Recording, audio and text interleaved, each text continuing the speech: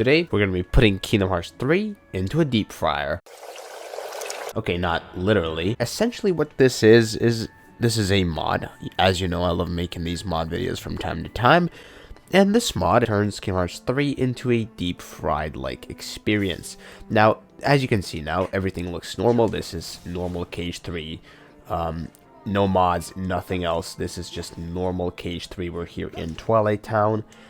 And yeah, this is what it looks like now. And now we're going to switch to the deep fried version.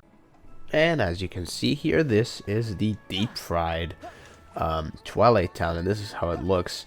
And why don't we take a look around and maybe let's make our way down to the old mansion. See, this is the old mansion. And one thing I will say, it's not deep fried to the point where you can't look at it. It is a lot more saturated, but it's not painful to look at least not for me.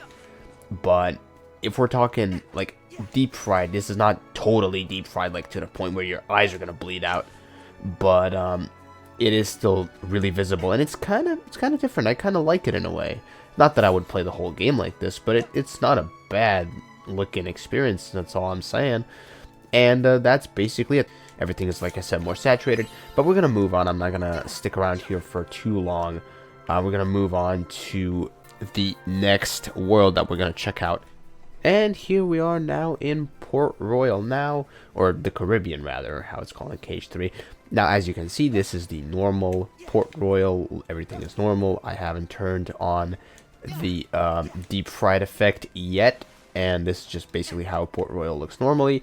This is, of course, on my save file where I am streaming Kingdom Hearts 3, and just for those that want to know, I am streaming Kingdom Hearts 3 every Friday and Saturday. Okay, I'm now going to turn on the deep fried effect. There it is, and this is how it looks deep fried. You know, I think it's a lot more visible than it was in Twilight Town. Maybe not, maybe it's around the same, but it definitely is visible. And like I said, it's not like in Twilight Town it was also the case, because this is not painful to look at. It is visible. Like if I toggle it off again, you can see the difference, obviously. But it is a cool experience, I'm not gonna lie, and it's something different, and I really do like this mod quite a bit. I can see myself turning this on as a joke on stream a few times, if I'm honest. But anyway, without wasting any more time, let's go ahead and move on to the next world that we're going to check out. And I figured that I should also showcase this in the Gummy Ship menu thing. So if I turn it on here, you can see it also works. It works for the entirety of the game. It's not when you're just in a world. It literally works for the loading screen, for every single thing in the game. Can be deep fried when you turn on the effect. There are some settings for this mod, but I haven't messed with them too much. There is a settings menu that you access with pressing the home button on your keyboard, and this is how it looks. You can configure some stuff here. I haven't messed with it too much. Feel free to mess with it if you want. I'm not going to do that in this video. Let's look at Arendelle.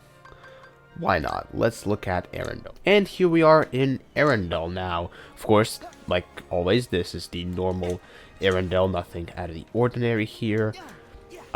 Let's go ahead and turn on the deep fried effect, and this is how it looks. And in a weird way, this looks good. This actually looks good. I'm surprised to say it looks this good. I don't know, I'm kind of a fan of this. While I think it was the most prevalent in either Twilight Town or Port Royal, it definitely is visible here, but not, I don't think it's visible to the extent that it was in the previous two worlds that we looked at. Okay, now that we looked at Arendelle, let's go ahead and take a look at another world. Let's go ahead and take a look at one last world, but before we do that, I want to ask you to leave a like on the video, subscribe to the YouTube channel as it helps me out a lot, and also feel free to check out my channel memberships if that's something you're interested in. Here we are. This is, of course, the normal Galaxy freaking toys store. This is how it looks, but this is what it looks like. Let's go ahead and actually wipe out a few of these Heartless just to see how combat and everything looks with this mod, because I haven't tried it too much. So let's go ahead and try to use some magic here. Thunder always works. Oh yeah, this is good. Oh, this is good.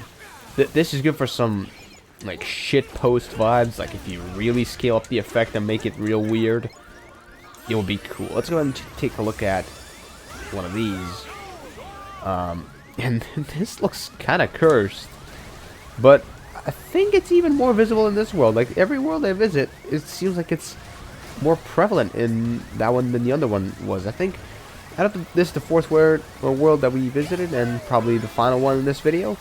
And I think that it's the most prevalent in this one, definitely, as far as I'm seeing. The second place for this would probably be Twilight Town. Third place, Arendelle, and then last place would probably be the Caribbean. I think it was the least prevalent in the Caribbean, and that's basically it. Downloaded this mod from nexusmods.com. That's where pretty much everyone gets their Kingdom Hearts 3 mods, and I will leave a link to the download of this mod in the description for you guys to go ahead and check it out yourself. Maybe try messing with the settings. Maybe send me some stuff on Twitter, what kind of crazy shit you did with this mod. I hope you enjoyed this video. Like I said, leave a like on the video and subscribe to the YouTube channel. Thank you so much for watching. Until the next video stream, bye-bye.